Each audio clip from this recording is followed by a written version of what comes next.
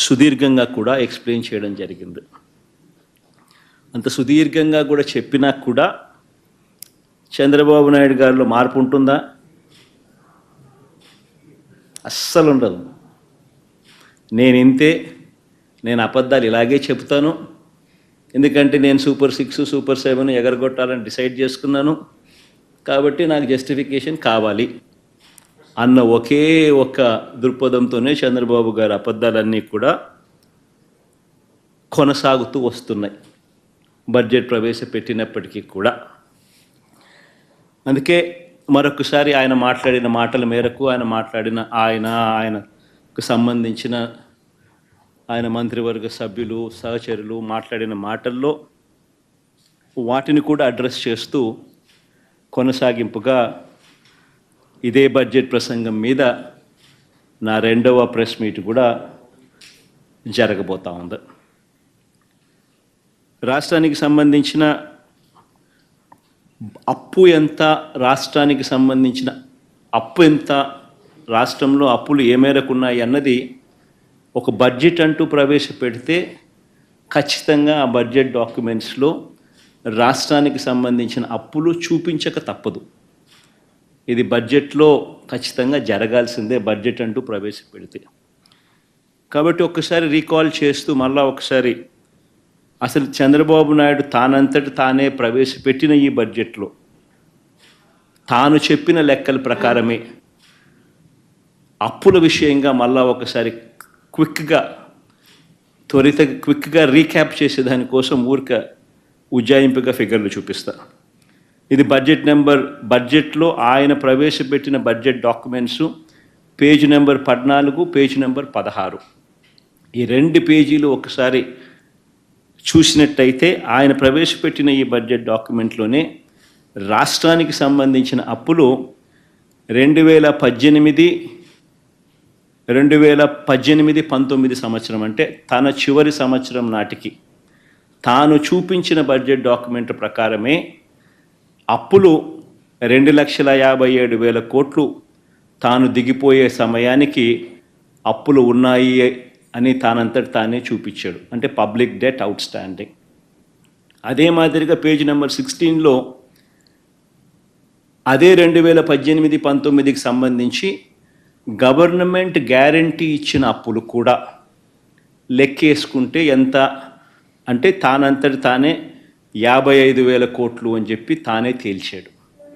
2 కలిపితే రాష్ట్ర ప్రభుత్వానికి చంద్రబాబు నాయుడు దిగిపోయే టయానికి ఉన్న అప్పులు 3,13,000 కోట్ల రూపాయలుగా 3,13,000 కోట్లు అంటూ చంద్రబాబు నాయుడు గారు తాను స్వయంగా ప్రవేశపెట్టిన బడ్జెట్ డాక్యుమెంట్స్లో తానే తేల్చి చెప్పాడు. పేజ్ నెంబర్ 14, పేజ్ నెంబర్ 16 తాను ప్రవేశపెట్టిన బడ్జెట్ డాక్యుమెంట్లలో ఇదే అప్పును 2024-25 అంటే మా వైఎస్ఆర్సీపీ ప్రభుత్వం దిగిపోయే నాటికి రాష్ట్రంలో ఎంత అప్పులు ఉన్నాయి అని చెప్పి తానే తెంచుతూ తానే తేలుస్తూ తానే ప్రవేశపెట్టిన అదే బడ్జెట్ డాక్యుమెంట్లో అదే పేజ్ నెంబర్ 14 అదే పేజ్ నెంబర్ 16లో తాను చెప్పుకొచ్చాడు. 2023-24 అంటే మన ప్రభుత్వం వైఎస్ఆర్సీపీ ప్రభుత్వం దిగిపోయే నాటికి ఉన్న అప్పులు 4,91,000 కోట్లకు ఎగబాకాయని, అదే రకంగా ప్రభుత్వం గ్యారంటీ ఇచ్చిన అప్పులు 1,54,000 కోట్లకు ఎగబాకాయని, 2 కలిపితే 2023-24 సంవత్సరం అంటే వైఎస్ఆర్సీపీ ప్రభుత్వం దిగిపోయే నాటికి 6,46,000 కోట్ల రూపాయలు అని చెప్పి తానే తేల్చాడు. అంటే 3,13,000 కోట్లు తాను దిగిపోయే నాటికి ఉన్న అప్పులు వైఎస్ఆర్సీపీ ప్రభుత్వం దిగిపోయే నాటికల్లా 6,46,000 కోట్ల రూపాయలను తానే తేల్చి చెప్పాడు. తాను ప్రవేశపెట్టిన బడ్జెట్ డాక్యుమెంట్లే సాక్ష్య ఆధారాలతో సహా ఇక్కడ ప్రవేశపెడతా ఉన్నాం. ఈ రిపోర్టుకు తోడు కాగ్ అంటే రాష్ట్ర ప్రభుత్వాన్ని ఆడిట్ చేసే కాన్స్టిట్యూషనల్ బాడీ కాగ్ చెప్పిన నివేదిక కూడా ఒకసారి చూసినట్టయితే కాగ్ నివేదిక కూడా ఇదే రాష్ట్ర ప్రభుత్వం ఇదే బడ్జెట్ సమావేశాల్లో కాగ్ నివేదికను కూడా ప్రొడ్యూస్ చేశారు. అసెంబ్లీలో వాళ్ళు అది కూడా చూపించడం జరిగింది, ప్రొడ్యూస్ చేయడం జరిగింది. కాగ్ రిపోర్ట్లో కూడా 2023-24 సంబంధించి accounts at a glance page number 18, page number 20 CAG రిపోర్ట్లో page number 18, page number 20 CAG రిపోర్ట్లో కూడా వాళ్ళు కూడా ఇదే నెంబర్ను రాటిఫై చేస్తూ కాగ్ కూడా రిపోర్ట్ ఇచ్చింది. ఇదే కాగ్ రిపోర్ట్ కూడా కాంప్ట్రోలర్ అండ్ ఆడిట్ జనరల్, అంటే రాష్ట్ర ప్రభుత్వాలను ఆడిట్ చేసే కాన్స్టిట్యూషనల్ బాడీ, వీళ్ళు కూడా ఇచ్చిన రిపోర్టును రాష్ట్ర ప్రభుత్వం అసెంబ్లీ సమావేశాల్లో ఇదే చంద్రబాబు ప్రభుత్వం కూడా ప్రొడ్యూస్ చేసింది బడ్జెట్తో పాటు. వాళ్ళు ఇచ్చిన డాక్యుమెంట్స్లో కూడా page number 18, page number 20 CAG report 2023-24లో ఇదే ధృవీకరిస్తూ తేల్చి చెప్పారు. మళ్ళీ నేను ఇదే క్వశ్చన్ మళ్ళీ క్వశ్చన్ అది కూడా ఆ రిపోర్ట్ కూడా మేము ముందర ఉంచడం జరిగింది. కాగ్ రిపోర్ట్ కూడా కింద పైన 2 budget documents page number 14 and 16, కింద ఉన్నవి 2 CAG reports page number 18 and page number 20, ఈ 2 కూడా చూపించడం జరుగుతూ ఉంది. మరి ఇంతకుముందు నేను అడిగినట్టుగానే మరొకసారి ఇదే చంద్రబాబు నాయుడు గారిని ఇవే విషయాలను మరొకసారి మళ్ళీ అడుగుతా ఉన్నా. అయ్యా, అబద్ధాలు చెప్పడం ధర్మమేనా అని. ఎక్కడ 11 లక్షల కోట్లని ఒకసారి, 12.5 లక్షల కోట్లని మరోసారి, చివరకు 14 లక్షల కోట్లు అని చెప్పి దాన్ని ఎన్నికల నాటికల్లా 14 లక్షల కోట్లు అని చెప్పి దాన్ని తీసుకొని వెళ్ళి ఇలా తప్పుడు ప్రచారాలు చేయడం ధర్మమేనా అని చెప్పి ఇదే పెద్ద మనిషిని చంద్రబాబు నాయుడు గారిని గట్టిగా నిలదీస్తూ అడుగుతున్నాం. ఇదే మాదిరిగానే చంద్రబాబు నాయుడుకి సంబంధించిన తన ఎల్లో మీడియా ఇదే దుష్ప్రచారాన్ని కొనసాగిస్తూ ఏ రకంగా ఒక ఒక ఆర్గనైజ్డ్ క్రైమ్ ఎలా చేస్తారు అనేది ఇంతకుముందు కూడా చూపించినాం. అంటే వ్యవస్థీకృత నేరాలు చేసే ఒక వ్యవస్థ వీళ్ళకి మాత్రమే ఉంది. ఒక పద్ధతి ప్రకారం ఒక గోబెల్స్ ప్రచారంలో భాగంగా వాళ్ళకి సంబంధించిన ఎల్లో మీడియా అంటే ఓ ఈనాడు, ఓ ఆంధ్రజ్యోతి, ఓ TV5 వీళ్ళకు తోడు ఏ రకంగా వీళ్ళు ఉంటారు, ఏ రకంగా చంద్రబాబు నాయుడు ఉంటాడు, ఏ రకంగా ఓ దత్తపుత్రుడు ఉంటాడు, ఏ రకంగా వీళ్ళకు బీజేపీ పార్టీలో కూడా వీళ్ళకి సంబంధించిన మనుషులే అక్కడ కూడా ఉంటారు, వాళ్ళు కూడా ఏ రకంగా అందరూ కలిసి ఒకే కోరస్గా ఏ రకంగా అబద్ధాలకు రెక్కలు గట్టి ప్రచారం చేస్తారు, ఒక వ్యవస్థీకృత క్రైమ్ ఏ మాదిరిగా చేస్తారు అని చెప్పి మీకు ఇంతకు ముందు కూడా విపులంగా కూడా చెప్పడం కూడా జరిగింది. ఆశ్చర్యం ఏమిటనంటే చంద్రబాబు నాయుడు గారు తన గుండెల మీద తాను చేతులు వేసుకుని తాను ప్రజలకు సమాధానం చెప్పాల్సిన విషయం ఇది. ఎందుకనంటే అధికారంలోకి వచ్చి 6 నెలలు అవుతా ఉంది. మొత్తం ప్రభుత్వం యంత్రాంగం అంతా కూడా చంద్రబాబు నాయుడు గారి చేతుల్లోనే ఉంది, మా దగ్గర లేదు, మా చేతుల్లో లేదు. 6 నెలల నుంచి మొత్తం ప్రభుత్వ యంత్రాంగం అంతా చంద్రబాబు నాయుడు గారి చేతుల్లోనే ఉంది. ఆయన అధికారంలోకి వచ్చి 6 నెలలు అయింది. మరి చంద్రబాబు నాయుడు గారి చేతుల్లో ఉన్న అధికారులతోనే తానే బడ్జెట్ తయారు చేయించి అసెంబ్లీలో తానే ప్రవేశపెట్టాడు. అందులోని అంకెలు కూడా చంద్రబాబు గారే పెట్టారు. చివరికి ఆ లెక్కలను కూడా కాన్స్టిట్యూషనల్ బాడీ అంటే కాగ్, ఒక రాజ్యాంగ వ్యవస్థ, ఒక రాజ్యాంగ సంస్థ కాగ్ కూడా ఆ అధికారిక లెక్కలను ధృవీకరించింది. మరి ధృవీకరించిన తర్వాత నీ హయాంలో నీ అధికారుల చేత నీవు ప్రవేశపెట్టిన బడ్జెట్, నీవు ప్రవేశపెట్టిన నీ లెక్కలను కాగ్ కూడా, కాన్స్టిట్యూషనల్ బాడీ కాగ్ కూడా ఆడిట్ చేసి ధృవీకరించిన తర్వాత అది కూడా ఆ రిపోర్ట్ కూడా నువ్వు కూడా అసెంబ్లీలో నువ్వే టేబుల్ చేసిన తర్వాత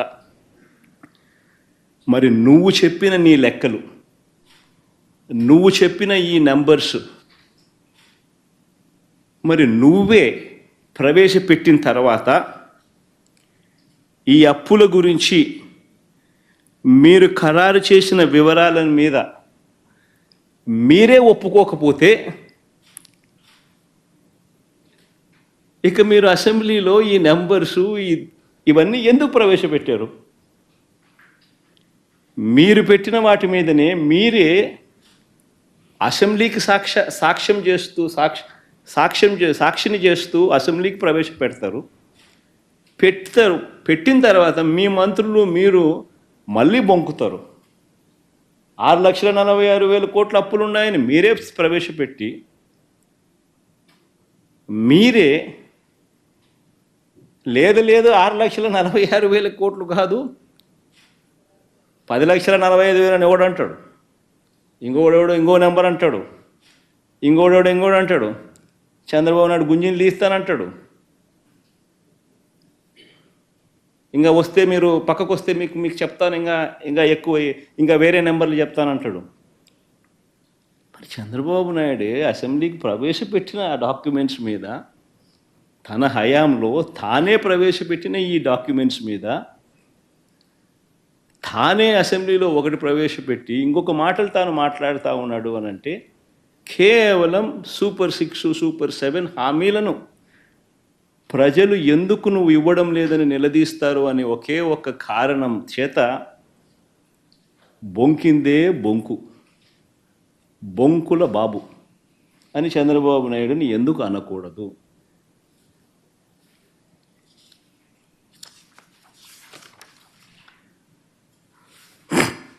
చంద్రబాబు నాయుడు ఇంకా ఒక అడుగు ముందుకేస్తూ చెప్పిన అబద్ధాలే మళ్ళీ చెప్పుకుంటూ వస్తూ ఉంటాడు. స్పిల్ ఓవర్ అకౌంట్స్ మీద కూడా ఒక ఇదే రకమైన దుష్ప్రచారం. ఈరోజు నేను చూపిస్తా ఉన్నా, ప్రతి సంవత్సరం మామూలుగా స్పిల్ ఓవర్ అకౌంట్స్ ఉంటాయి.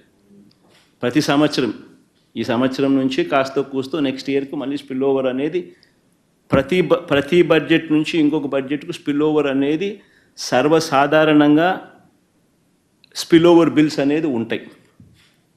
చంద్రబాబు నాయుడు గారు 2019లో దిగిపోతూ తాను స్పిల్ ఓవర్గా తాను బకాయిలు పెట్టిన బిల్స్ మాకు ఇచ్చిపోయిన బిల్స్, ఆ బిల్స్ మేము కట్టిన బిల్స్ ఎంత అని చూస్తే 42,183 కోట్ల రూపాయలు మేము కట్టాం. ఆయన ఎక్కడెక్కడ బిల్స్ పెండింగ్ పెట్టిపోయాడు అని చెప్పి ఇంతకుముందు చాలా సుదీర్ఘంగా కూడా చెప్పాను. మళ్ళీ అకౌంట్స్ను మళ్ళీ చెప్పాలి అని అంటే మళ్ళీ ఒకసారి ఇక్కడంతా కూడా కనపడతా ఉన్నాయి. ఆరోగ్యశ్రీకి ఏ రకంగా 680 కోట్లు పెట్టాడు, విత్తన బకాయిలకి ఏ రకంగా 960 కోట్ల రూపాయలు తాను ఏ రకంగా ధాన్యం సేకరణ బకాయిలు, విత్తన సేకరణ బకాయిలు 360 కోట్లు, రకరకాలుగా ఏ రకంగా పెట్టుకుంటాడు. పవర్ బిల్స్ ఏ రకంగా, పవర్ సబ్సిడీ ఏ రకంగా తాను ఇవ్వకపోవడం వల్ల తాను డిస్కాములకు పెట్టిన బకాయిలు ఏ రకంగా ఉన్నాయి అన్నీ కూడా చూసుకుంటే మొత్తం consumer affairs food and civil supplies 5,786 కోట్లు, ట్రాన్స్పోర్ట్ డిపార్ట్మెంట్ 180 కోట్లు, women and child welfare department 265 కోట్లు, హ్యాండ్లూమ్స్ అండ్ టెక్స్టైల్స్ 19 కోట్లు, అగ్రికల్చర్ డిపార్ట్మెంట్ 2,378 కోట్లు, AP seed development corporation limited 249 కోట్లు, హార్టికల్చర్ డిపార్ట్మెంట్ 1,084 కోట్లు, యానిమల్ హస్బెండరీ డిపార్ట్మెంట్ 59 కోట్లు, ఫిషరీస్ డిపార్ట్మెంట్ 88 కోట్లు, ఇండస్ట్రీస్ కామర్స్ షుగర్ డిపార్ట్మెంట్ 200 కోట్లు, డైరీ డెవలప్మెంట్ 72 కోట్లు, school education mid day meals 148 కోట్లు, రోడ్స్ అండ్ బిల్డింగ్స్ 1,100 కోట్లు, ఏపీ వెల్ఫేర్ డిపార్ట్మెంట్ ఆర్టీఎఫ్ అంటే ఫీజు రీయింబర్స్మెంట్ బకాయిలు 2,800 కోట్లు, ఏపీ ఎంఎస్ఐడిసి 142 కోట్లు, ఆరోగ్యశ్రీ బకాయిలు 680 కోట్లు, ఈహెచ్ఎస్ ఎంప్లాయీ హెల్త్ స్కీమ్ 154 కోట్లు, సోషల్ వెల్ఫేర్ డిపార్ట్మెంట్ 848 కోట్లు, కమిషనర్ పంచాయతీరాజ్ అది 2,036 కోట్లు, కమిషనర్ పంచాయతీరాజ్ ఇంజనీరింగ్ 1,200 కోట్లు, కమిషనర్ రూరల్ డెవలప్మెంట్ ఎన్ఆర్ఈజిఎస్ 2,340 కోట్లు, ఆర్డబ్ల్యూఎస్ బకాయిలు 2,757 కోట్లు, ట్రైబల్ వెల్ఫేర్ 76 కోట్లు, ఎనర్జీ 9,823 కోట్లు, వాటర్ రిసోర్స్ డెవలప్మెంట్ అన్నీ కలుపుకుంటే ఏ రకంగా 42,183 కోట్లు ఏ రకంగా చంద్రబాబు నాయుడు గారు గిఫ్ట్గా వైఎస్ఆర్సీపీ ప్రభుత్వం రాకమునుపు తానిచ్చిన గిఫ్ట్. ఇలా సర్వసహజంగా ఈ బిల్లులు గిఫ్ట్గా ఈయన ఇస్తూ ఉంటాడు. ఆ తర్వాత మేమే ఈ బిల్లులన్నీ కూడా కట్టడం జరుగుతుంది. అయితే దీన్ని కూడా ఆయన రాద్ధాంతం చేస్తాడు. ఏదో కొత్తగా బహుశా ఇన్ని వేల కోట్లు బహుశా ఏ ప్రభుత్వం బహుశా గిఫ్ట్గా ఇవ్వరు. ఒక చంద్రబాబు నాయుడు గారు మాత్రం ఆ గిఫ్ట్ ఎక్కువ ఇచ్చినాడు. మిగతా ఏ ప్రభుత్వాలైనా ఇంతింత గిఫ్ట్లు ఎవరికి ఇవ్వరు. అయినా కానీ మేము చిరునవ్వుతోనే కట్టాం, దాని గురించి మేమేం కంప్లైంట్ ఏం చేయాల.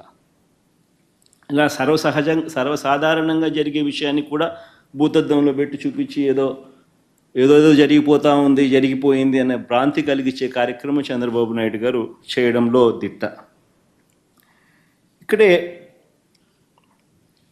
ఇక్కడే ఇంకో విషయం కూడా చెప్పాలి. 2014 నుంచి 19 మధ్య చంద్రబాబు నాయుడు గారి హయాంలో సాక్షాత్తు అక్షరాల 28,457 కోట్లు మేర ఆయన పరిమితికి మించి అప్పులు తీసుకున్నారు. పరిమితికి మించి అంటే ఎఫ్ఆర్బిఎం లిమిట్స్ ఏదైతే రాష్ట్ర ప్రభుత్వాలు హక్కుగా ఏదైతే బారో చేసుకునే కెపాసిటీ ఏదైతే ఉంటుందో ఆ బారో చేసుకునే సొమ్మును ఆ బారో చేసుకునే అప్పు కంటే కూడా చంద్రబాబు నాయుడు ఎక్సీడ్ అయి తాను బారో చేసిన అప్పు 28,457 కోట్ల రూపాయలు. ఇది కాగ్ రిపోర్ట్స్. ఇవన్నీ నేను చెప్తా ఉన్నటువన్నీ కూడా CAG reports, union finance commission reports, ministry of statistics and programme implementation government of India reports. 28,457 కోట్ల రూపాయలు చంద్రబాబు నాయుడు గారు తన 5 సంవత్సరాల పాలనలో ఎఫ్ఆర్బిఎం లిమిట్స్ దాటి తాను ఎక్సెస్గా బారో చేస్తే ఆ మేరకు మా ప్రభుత్వ హయాంలో ఆ అప్పులపై కోత పడింది. ఇన్ఫ్యాక్ట్ అది కూడా చంద్రబాబు నాయుడు చేసిన ఎక్సెస్ బారోయింగ్ మా మీద కోత కూడా పడింది. ఆ రకంగా చూసుకున్న చంద్రబాబు నాయుడు గారు ఆ టైంలో 28,457 కోట్ల రూపాయలు ఎక్సెస్ బారోయింగ్ తాను చేస్తే మా హయాంలో ఎక్సెస్ బారోయింగ్ ఎంత అంటే కేవలం 1,600 కోట్ల రూపాయలు. సో నేను అడుగుతా ఉన్నది ఒకటి, ఎవరు ఆర్థిక విధ్వంసకారుడో చెప్పడానికి ఈ డేటా అంతా కూడా కనిపిస్తూ ఉంది. ఎవరు క్రమశిక్షణతో నడిచారు, రాష్ట్ర ప్రభుత్వాన్ని నడిపించారు అని చెప్పడానికి ఈ డేటా అంతా కూడా చూస్తే ఎవరికైనా అర్థమవుతుంది. ఈ మనిషి ఇప్పుడు సూపర్ 6లు, సూపర్ 7లు ఇవన్నీ కూడా ఎగ్గొట్టడానికి ఈ మనిషి ఒక భూతం ఉన్నట్టుగా ప్రచారం చేసే కార్యక్రమాలు చేస్తూ ఉన్నాడు. వాస్తవం చెప్పాలనంటే చంద్రబాబు నాయుడు గారి హయాంలో కోవిడ్ లాంటి మహమ్మారి ఎప్పుడూ లేదు. 2 సంవత్సరాలు కోవిడ్ లాంటి మహమ్మారి వైఎస్ఆర్సీపీ ప్రభుత్వం అధికారంలోకి వచ్చిన తర్వాత మా ప్రభుత్వం హయాంలో కోవిడ్ లాంటి మహమ్మారిని చూసాం. ఎప్పుడు చూడాల. రాష్ట్రానికి సంబంధించిన వనరులు తగ్గిపోయిన పరిస్థితి, అనుకోని ఖర్చులు పెరిగిన పరిస్థితులు, ఒక విచిత్రమైన పరిస్థితి. దేశంలో కాదు ప్రపంచంలోనే ఎప్పుడు చూడని కోవిడ్ లాంటి మహమ్మారి 2 సంవత్సరాలు రాష్ట్రాన్ని బట్టి పీడించింది, దేశాన్ని బట్టి పీడించింది, ప్రపంచాన్ని బట్టి పీడించింది. అయినప్పటికీ కూడా చంద్రబాబు నాయుడు గారి హయాంలో versus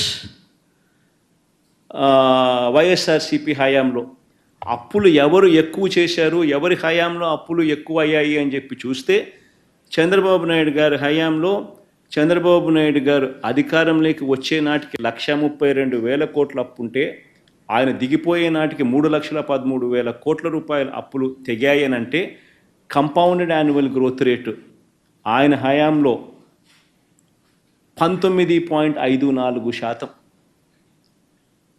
compounded annual growth rate అంటే వార్షిక అప్పుల వృద్ధి రేటు. అదే మా హయాంలోకి వచ్చేసరికి మా 5 సంవత్సరాల్లో 3,13,000 కోట్ల రూపాయల నుంచి 6,46,000 కోట్లకు మా హయాంలో అప్పులు పెరిగాయి అని అంటే కంపౌండెడ్ యాన్యువల్ గ్రోత్ రేట్ 15.61%. అంటే చంద్రబాబు నాయుడు గారి కంటే 4% అప్పులు తక్కువ మా హయాంలో జరిగినట్టుగా లెక్కలు క్లియర్గా కనిపిస్తూ ఉన్నాయి. అంటే ఎవరు ఆర్థిక విధ్వంసకారుడు అన్నదానికి ఇవన్నీ లెక్కలే సాక్ష్యం. నేను అడుగుతా ఉన్నది ఒకటి, ఈ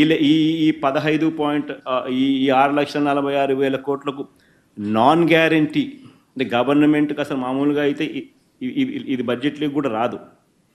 ఎందుకనంటే సెంట్రల్ గవర్నమెంట్కి కూడా ఎస్బీఐ ఉంటుంది, సెంట్రల్ గవర్నమెంట్కి కూడా ఐఓసి అనే ఇండియన్ ఆయిల్ కార్పొరేషన్ ఉంటుంది, హెచ్పిసిఎల్ అని ఉంటుంది.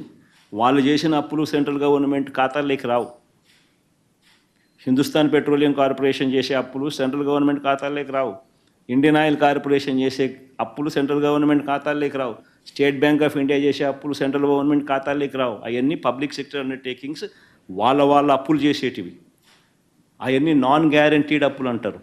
అంటే స్టేట్ గవర్నమెంట్కు సెంట్రల్ గవర్నమెంట్కు సంబంధం లేదు అప్పులు. అటువంటి అప్పులు కూడా ఏదన్నా ఉంటే రాష్ట్ర ప్రభుత్వానికి ఉండేటి ఏదైనా ఉంటే అవి కూడా తీసుకోండి. నేను అవి కూడా ఒక అడుగు ముందుకు మామూలుగా బడ్జెట్లోకి రావు. అయినా కానీ చంద్రబాబు నాయుడు సాటిస్ఫై చేసేదానికి అవి కూడా తీసుకోకపోండి అని చెప్తాను. అవి కూడా తీసుకున్నా కూడా చంద్రబాబు నాయుడు గారు అధికారంలోకి వచ్చే నాటికి అధికారంలోకి దిగే నాటికి ఎంత అని చూస్తే, అధికారంలోకి ఆయన వచ్చే నాటికి 8,600 కోట్లు అప్పులు ఉంటే అలాంటి అప్పులు ఆయన దిగిపోయే నాటికి ఆ అప్పులు 77,000 కోట్లకు తీసుకుపోయాడు. అక్కడ కూడా ఆయనదే ఘనత. మా హయాంలో అటువంటి అప్పులు 77,000 కోట్ల నుంచి తగ్గించడం ఓ 2,000 కోట్లు, 75,000 కోట్లని అక్కడే ఉంది, ముగిసింది. అంటే ఆయన హయాంలో 54.98% compounded annual growth rate non guaranteed అప్పులు పెరిగిన శాతం. మా హయాంలో అది తగ్గింది, -0.48%, -0.48%.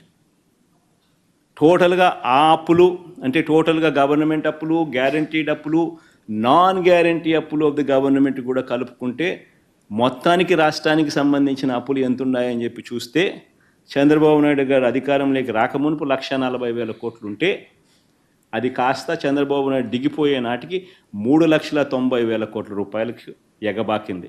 అంటే ఆయన హయాంలో వార్షిక అంటే కంపౌండెడ్ యాన్యువల్ గ్రోత్ రేటు, వార్షిక అప్పుల వృద్ధి రేటు 22.63% అయితే మా హయాంలోకి వచ్చేసరికి 3,90,000, 7,21,000 ఎగబాకింది అని అంటే కంపౌండెడ్ యాన్యువల్ గ్రోత్ రేట్ కేవలం 13.57%. ఆలోచన చేయమని అడుగుతా ఉన్న రాష్ట్ర ప్రజలందరికీ కూడా, ఎవరు ఆర్థిక విధ్వంసకారుడో ఈ లెక్కలు చూస్తే ఎవరికైనా కూడా ఇట్టే అర్థమవుతుంది. ఇక ఈ అప్పుల టాపిక్ నుంచి కాస్త ఒక అడుగు ముందుకు వేసి, చంద్రబాబు నాయుడు గారి అసెంబ్లీ సమావేశాల్లో ఆయన వివిధ అంశాల మీద ఆయన మాట్లాడుతూ రకరకాల అబద్ధాలను ముందుకు తీసుకెళ్తూ ప్రొపగేట్ చేస్తూ అడుగులు ముందుకు వేశాడు. సరే, వాటికి కూడా రిఫ్యూట్ చేస్తూ వాటికి కూడా సమాధానం చెప్తూ నేను ఇంకా పలు ప్రశ్నలకు సమాధానాలు చెప్తూ అడుగులు ముందుకు వేస్తా.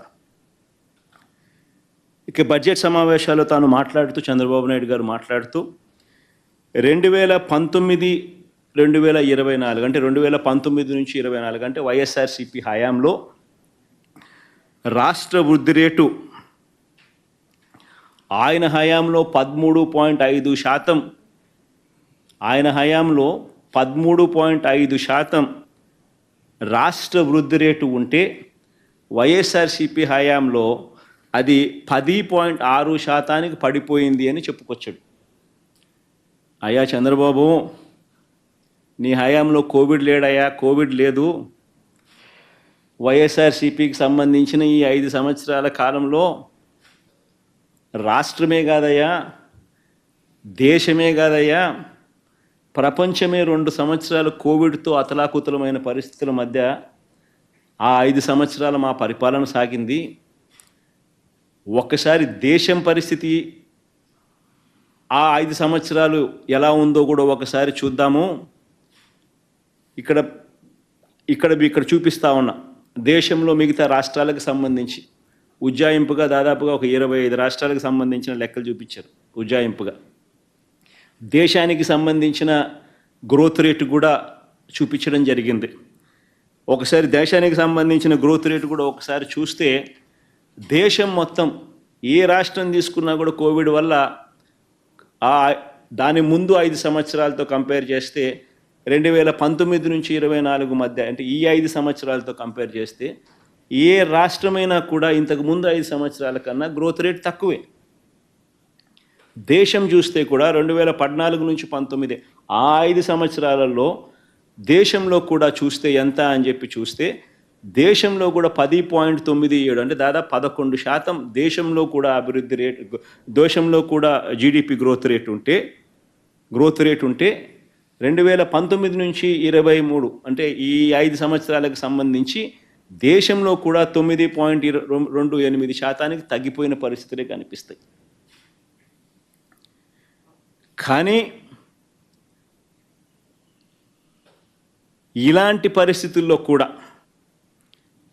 ఇలాంటి ప్రతికూల పరిస్థితుల్లో కూడా కోవిడ్ 2 సంవత్సరాలు ఉన్నప్పటికీ కూడా ఒకసారి గమనించినట్లయితే రాష్ట్ర పరిస్థితి ఒకసారి గమనించినట్లయితే కోవిడ్ ఉన్న 2 సంవత్సరాలలో ఇళ్లలో నుంచి బయటికి రాలేని పరిస్థితిలో ఉన్న ప్రజలు ప్రపంచవ్యాప్తంగా ఏ దేశ ఆర్థిక వ్యవస్థ చూసినా కుదేలైపోయిన పరిస్థితుల మధ్య కూడా 2014 నుంచి 19 మధ్య వృద్ధి రేటు కన్నా 2019 నుంచి 24లో వృద్ధి రేటు మందగించినప్పటికీ కూడా ఇలాంటి పరిస్థితుల్లో కూడా మన రాష్ట్రంలో పారిశ్రామిక వృద్ధి రేటు అంటే ఇండస్ట్రీ గ్రోత్ రేట్, ఇండస్ట్రీ అంటే ఏంది? ఉద్యోగాలు ఇచ్చేది. Mining and quarrying, manufacturing, electricity, construction, ఇవన్నీ కలిపితే industry sector. Manufacturing growth rate, industry growth rate. ఒకసారి ఇండస్ట్రీ గ్రోత్ రేట్ అనేది ఎలా ఉంది అని చెప్పి ఒకసారి పారిశ్రామిక వృద్ధి రేట్ ఎలా ఉంది అని ఒకసారి చూస్తే 2014 నుంచి 19 అంటే చంద్రబాబు నాయుడు గారి హయాంలో 2014 నుంచి 19 సగటున 11.92% ఉంటే వైఎస్ఆర్సీపీ హయాంలో 2019 నుంచి 24లో 2 సంవత్సరాలు కోవిడ్ ఉన్నప్పటికీ కూడా చంద్రబాబు నాయుడు గారి కన్నా బెటర్గా 12.61% నమోదైంది. ఇది కూడా నేను చెప్పే లెక్కలు కాదు, ఆయనంతటా ఆయనే బడ్జెట్తో పాటు సోషో ఎకనామిక్ సర్వేను ఆయన ప్రవేశపెట్టిన డేటా ఆధారంగా పేజ్ నెంబర్ 333లో ఆయన ఇచ్చిన డేటా ఆధారంగా ఈ విషయాలు నేను చెప్తా ఉన్నా. అంటే చంద్రబాబు నాయుడే ఆయనే ప్రవేశపెట్టిన సోషో ఎకనామిక్ సర్వే రిపోర్ట్స్ ఆధారంగా చూస్తే ఈ లెక్కలు బయటకు వస్తూ ఉన్నాయి. ఆయన మ్యానుఫ్యాక్చరింగ్ సెక్టర్లో పారిశ్రామిక రంగంలో జరిగిన వృద్ధి రేటును ఒకసారి గమనిస్తే ఆలోచన చేయమని అడుగుతా ఉన్నాను. ఒక్కసారి అందరూ కూడా పారిశ్రామిక రంగం గురించి చంద్రబాబు నాయుడు గారు రకరకాల అబద్ధాలన్నీ కూడా ప్రొపగేట్ చేస్తూ ఉన్న నేపథ్యంలో ఈ ఫిగర్స్ చాలా ఇంపార్టెంట్. దీనికి సంబంధించిన లెక్కలు ఒకసారి చూస్తే 2018 నుంచి 19 నాటికి రాష్ట్ర పారిశ్రామిక రంగంలో అంటే జీవీఏ అంటే ఉత్పత్తి విలువ, మ్యానుఫ్యాక్చరింగ్ ఉత్పత్తి విలువ, మ్యానుఫ్యాక్చరింగ్ జీవీఏ చూస్తే 2018 నుంచి 19 నాటికి 1,88,601 కోటి రూపాయలు అయితే with compounded annual growth rate అంటే వార్షిక వృద్ధి రేటు 11.92%తో 1,88,601 కోటి అయితే ఈయన 5 సంవత్సరాల పాలనలో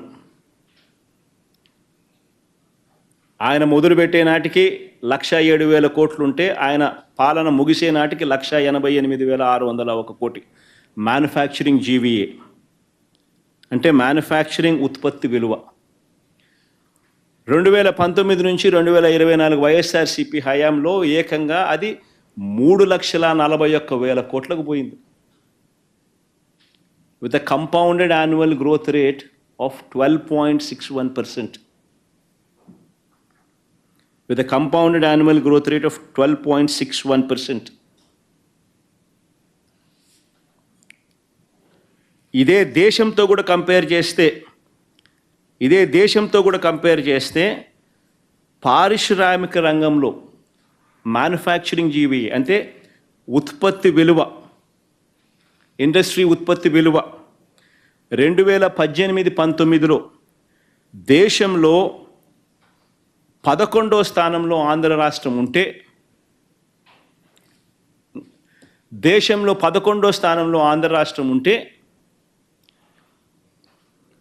ఇది పర్ క్యాపిటా మీద దేశంలో 11వ స్థానంలో ఆంధ్ర రాష్ట్రం ఉంటే ఇదే ఇండస్ట్రీ జీవీఏ 2019 నుంచి 2024 మన హయాంలో ఏకంగా 8వ స్థానంలోకి వచ్చినాం.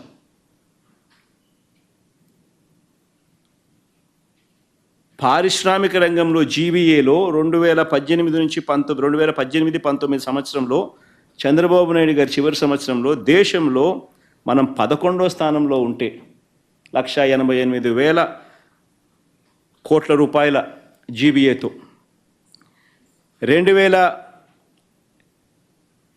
మన ప్రభుత్వ హయాంలో 2022-23 హయాంకి వచ్చేసరికి ఏకంగా 3,14,000 కోట్ల రూపాయలతో ఏకంగా 8వ స్థానంలోకి మనం వచ్చాం. 3,41,000 కోట్లతో ఏకంగా 8వ స్థానంలోకి వచ్చినాం. దేశంలో కూడా ఒకసారి ఈ జీవీఏ కంపారిజన్ చేస్తే ఏపీ ఇండస్ట్రీ ఉత్పత్తి విలువ 12.61% ఉంటే దేశంలో మ్యానుఫ్యాక్చరింగ్ జీవీఏ దేశం మొత్తం 8.17%. అంటే ఆంధ్ర రాష్ట్రం దేశం కన్నా 4% ఎక్కువతో అడుగులు ముందుకు వేస్తూ ఉంది. ఇక్కడే ఇదే సోషియో ఎకనామిక్ సర్వేకి సంబంధించి చంద్రబాబు నాయుడు గారు తన బడ్జెట్తో పాటు ప్రవేశపెట్టిన సోషియో ఎకనామిక్ సర్వే డాక్యుమెంట్ కూడా ఒకసారి బయటికి తీద్దాం. ఎందుకంటే ఇదే బడ్జెట్తో పాటు ఆయన హయాంలో ఆయన ప్రవేశపెట్టిన సోషియో ఎకనామిక్ సర్వేకి సంబంధించిన రిపోర్ట్ ఒక్కసారి బయటికి తీస్తే ఆ సోషియో ఎకనామిక్ సర్వేలో socio economic report page number 379 అటువైపున్న టేబుల్ ఒకసారి చూడండి. పేజ్ నెంబర్ 379 చూస్తే ఎంఎస్ఎంఈ సెక్టర్ ఇది కొంచెం బ్లోఅప్ చేయడం ఆ పక్క కొంచెం బ్లోఅప్ చేస్తే ఎంఎస్ఎంఈ సెక్టార్లోనే చంద్రబాబు నాయుడు గారి హయాంలో 2014 నుంచి 19 మధ్య కేవలం ఆయన హయాంలో 8,67,000 మందికి మాత్రమే ఉద్యోగాలకు అందుబాటులోకి తీసుకురాగలిగితే చంద్రబాబు నాయుడు గారు ఇదే వైఎస్ఆర్సీపీ హయాంలో 2019 నుంచి 2024 మధ్యలో ఏకంగా 32,79,770 ఉద్యోగాలు వైఎస్ఆర్సీపీ కల్పించినట్టుగా ఆయన ప్రవేశపెట్టిన socio economic survey report budget డాక్యుమెంట్స్తో ప్రవేశపెట్టిన సోషియో ఎకనామిక్ సర్వే రిపోర్ట్తో ఆయనే ఒప్పుకుంటూ అసెంబ్లీలో ప్రవేశపెట్టాడు. చంద్రబాబు నాయుడే ఆయన 5 సంవత్సరాలకు సంబంధించిన ఆయన డేటా వైఎస్ఆర్సీపీ ప్రభుత్వ హయాంలోకి సంబంధించిన 2019 నుంచి 24 సంబంధించిన data socio economic survey page number 379లో ఆయనంతట ఆయనే సోషో ఎకనామిక్ సర్వే ద్వారా చూపించిన డేటా. ఆయన 5 సంవత్సరాలలో ఎంఎస్ఎంఈల ద్వారా క్రియేట్ అయిన ఉద్యోగాలు ఎన్ని అని చూస్తే 8,67,000 ఉద్యోగాలు మాత్రమే ఆయన క్రియేట్ చేయగలిగితే వైఎస్ఆర్సీపీ ప్రభుత్వ హయాంలో 32,79,770 ఉద్యోగాలు క్రియేట్ అయినాయని చెప్పి ఒప్పుకుంటూ ఆయనంతటా ఆయనే చూపించిన డేటా.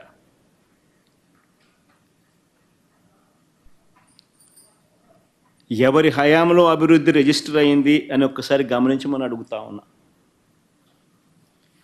ఇక లార్జ్ అండ్ మెగా యూనిట్స్ కేటగిరీలో కూడా మా 5 సంవత్సరాల హయాంలో 102,000 ఉద్యోగాలు మేము కల్పించినాం.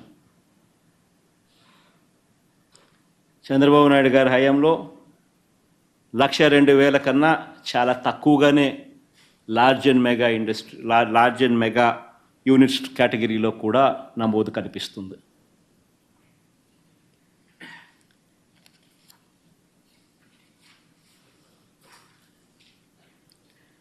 చంద్రబాబు గారి అబద్ధాలను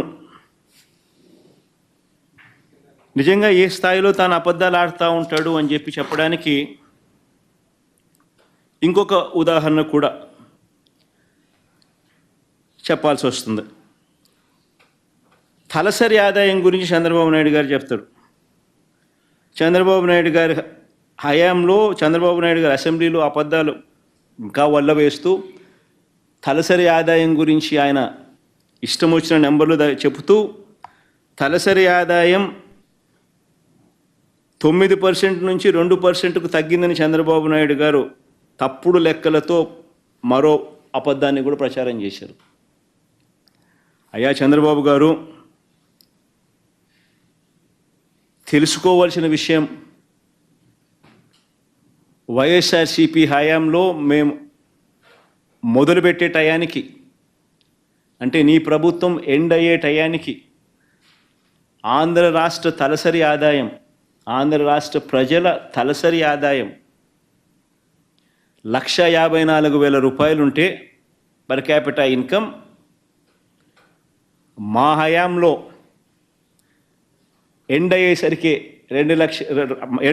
అంటే 2024 మార్చికి 2,42,479. ఇది 2023 దాకానే ఉంది. లేటెస్ట్ రిపోర్ట్ కూడా యాడ్ చేస్తే 2024 కూడా రిపోర్ట్ తీసుకుంటే, అంటే అన్ని రాష్ట్రాలతో కంపేర్ చేసి చేయడానికి కోసం అని చెప్పి ఈ టేబుల్ 23 దాకానే చూపించారు. బట్ 2024 కూడా లెక్కలేకి తీసుకుంటే 1,54,000 చంద్రబాబు నాయుడు గారి హయాంలో ఉంటే అది ఇప్పుడు 2,42,479 రూపాయలు తలసరి ఆదాయం. ఇది కూడా ఎప్పుడు 2 సంవత్సరాలు కోవిడ్ ఉన్నా కూడా, 2 సంవత్సరాలు ప్రతికూల పరిస్థితులు ఉన్నా కూడా.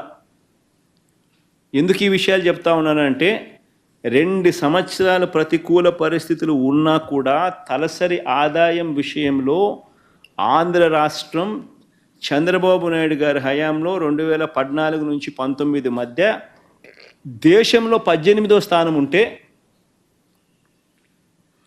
2023 నాటికే ఆంధ్ర రాష్ట్రం 3 స్థానాలు పైకి 15వ స్థానానికి పోయింది దేశంలో. బహుశా ఇప్పుడు 2,42,000 కాబట్టి ఇంకా 15వ స్థానం నుంచి ఇంకా కాస్త ఇంప్రూవ్మెంటు, ఇంకా ఏ 13వ స్థానమో 14వ స్థానమో ఈ సంవత్సరం లెక్కలు కూడా బయటకు వస్తే, మిగతా రాష్ట్రాలకు సంబంధించిన లెక్కలు కూడా బయటకు వస్తే ఇంకా ఇంప్రూవ్మెంటే కనిపిస్తుంది కానీ ఇంకా తగ్గుదల కనపడదు.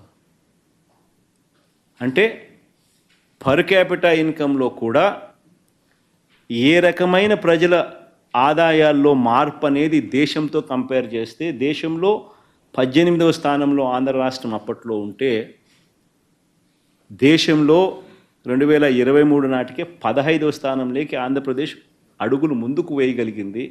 ఇంకా మన ప్రజలు ఇంకా మెరుగైన ఆదాయాలు పొందగలిగారు. 2019 నుంచి 24 మధ్యలో ఏ రంగం తీసుకున్నా కూడా దేశం మొత్తం కోవిడ్ ప్రతికూల పరిస్థితులు ఉన్న రాష్ట్రంలో అలాంటి కోవిడ్ ప్రతికూల పరిస్థితులు కనిపిస్తూ ఉన్నా కూడా 2019 నుంచి 2014 మధ్యలో రాష్ట్రం సాధించిన వృద్ధి రేటు దేశం కన్నా ఎక్కువ ఉంది. దేశ జీడిపి 9.34% పెరిగితే రాష్ట్రం 10.5% పెరిగింది.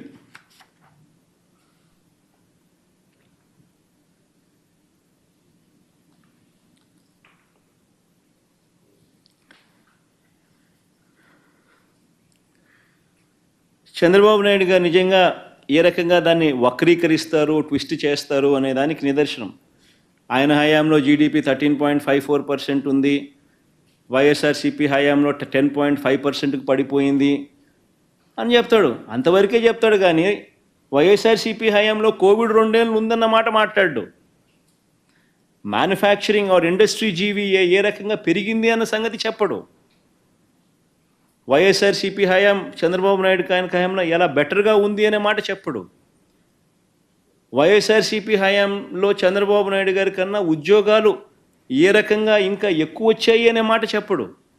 ఏకంగా వైఎస్ఆర్సీపీ హయాంలో ఏకంగా ఉద్యోగాలు ఇంతకుముందు ఆయన ఇచ్చిన సోషియో ఎకనామిక్ సర్వే రిపోర్ట్స్ మీకు అందరికీ చూపించారు. దాదాపుగా 33 లక్షల ఉద్యోగాలు ఒక్క ఎంఎస్ఎంఈ సెక్టార్లోనే 32 లక్షల ఉద్యోగాలు. దానికి ఇంకా లార్జ్ అండ్ మెగా కూడా యాడ్ చేస్తే మరో 1,02,000 ఇంకా పైన ఏ రకంగా పెరిగాయన్న మాటలు చెప్పడు. చంద్రబాబు నాయుడు గారి హయాంలో ఏ రకంగా కేవలం ఆయన సోషియో ఎకనామిక్ సర్వే రిపోర్ట్ ప్రకారమే కేవలం 8,94,000 ఉద్యోగాలు మాత్రమే తాను ఇవ్వగలిగాడు అని మాత్రం చెప్పడు. ఎక్కడ 8,94,000 ఉద్యోగాలు, ఎక్కడ 32 లక్షల చిల్లర ఉద్యోగాలు, అట్లడి చెప్పడు. ఏదైనా వక్రీకరణే.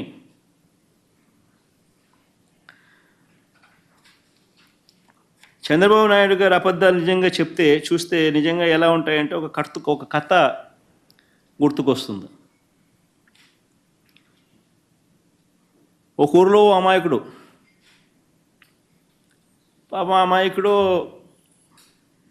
భుజాన ఒక మేకపిల్లని వేసుకొని దాన్ని ఏదో అమ్ముకోవాలని పాపం బజారుకి బయలుదేరుతాడు. ఇంట్లో నుంచి గడప దాటుతానే ఒకడొస్తాడు.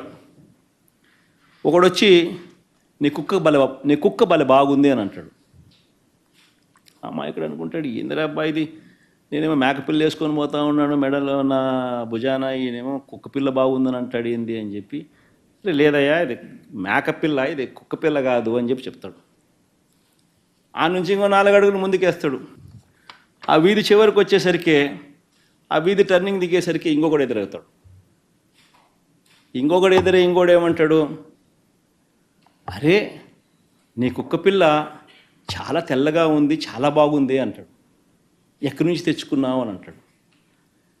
ఈ అమాయకుడు అనుకుంటాడు, ఏంద్రానైనా మేకపిల్లని నేను తీసుకుపోతా అంటాడు. మళ్ళీ ఇంకొకడు వచ్చి మళ్ళీ కుక్కపిల్ల అంటాడు. కుక్కపిల్ల తెల్లగా ఉందని అంటాడు, భలే బాగుందని అంటాడు, ఎక్కడి నుంచి తెచ్చుకున్నాను అంటాడు. ఏంది కాదు స్వామి, ఇది మేకపిల్ల, ఇది కుక్కపిల్ల కాదు ఇది అని చెప్పి, నీ కన్ను కనపడడం లేదా నీకు అని చెప్పి మళ్ళీ ముందుకు పోతాడు. మళ్ళీ ఆ నుంచి ఇంకొక కిలోమీటర్ ముందుకు పోయేసరికి ఇంకోడు కనపడతాడు. ఇంకోడు కనపడేసరే నీ కుక్కపిల్ల బలి బాగుంది, నాకు అమ్ముతావా అని అంటాడు.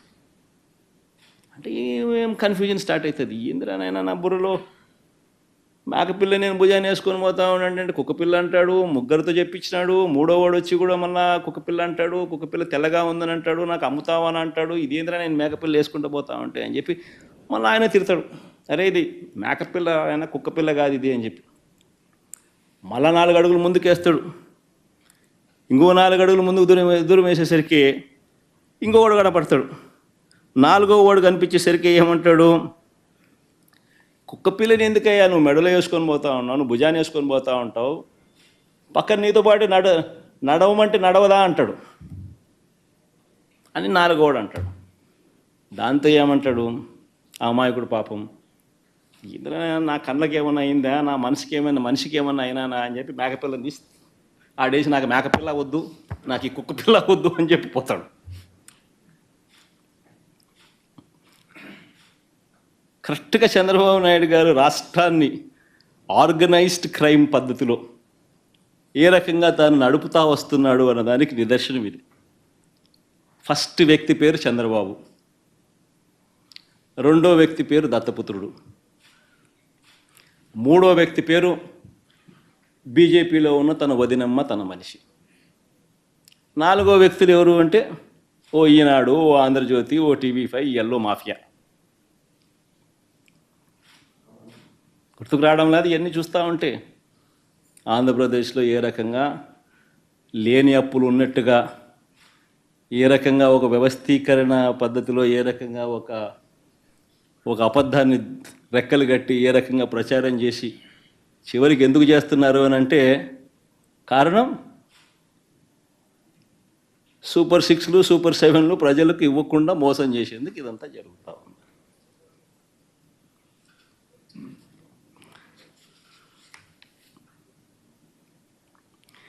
నిజంగా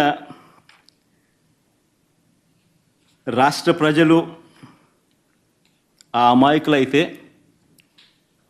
మేకపిల్లేమో మన రాష్ట్రం.